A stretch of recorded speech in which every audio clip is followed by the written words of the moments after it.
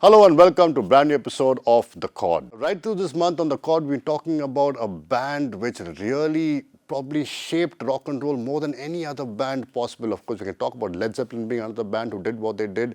But then we're talking about one band that came out of Liverpool in the 1960s, went right to the 1970s, and even today influences so much.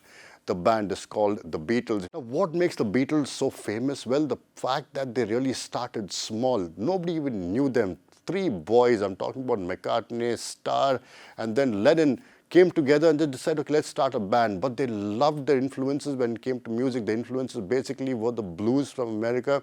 They sat, honed their skills, started playing rhythm, realized that they can even play a lot more guitar than they thought they could.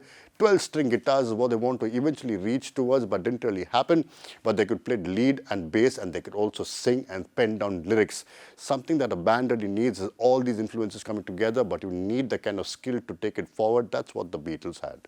Now, the Beatles wasn't the Beatles, it was a quarrymen. Like I said, three friends came together in Liverpool, decided to form a band, but they did not have a drummer that could sit with them right through.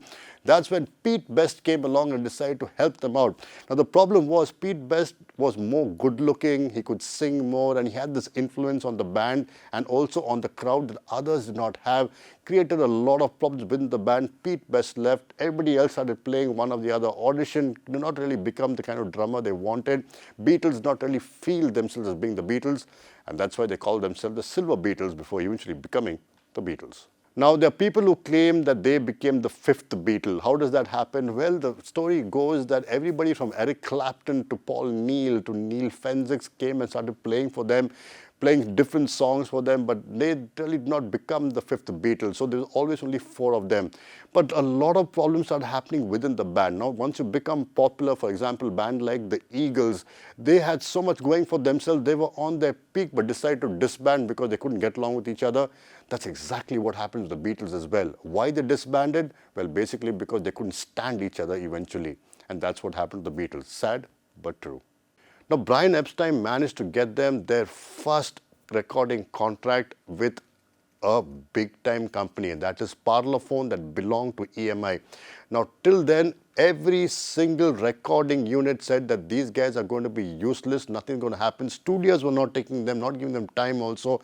But there were other band members of different bands looking at them. Eric Clapton looked at them and said, these guys have got something in them. Brian Epstein, their manager at that point of time, and even today, knew that they had something really major going for them.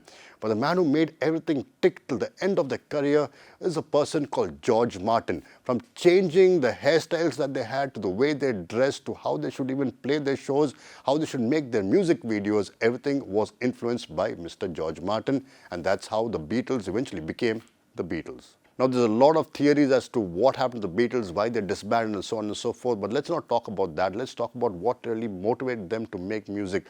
Three boys that came out of Liverpool decided to stick together, play their music, eventually go to Hamburg, play in the seediest clubs possible in Germany, come back 5 years later, and then get known to the world as the Beatles. They started as a quarrymen, but it was Brian Epstein, the manager, that made it happen for them.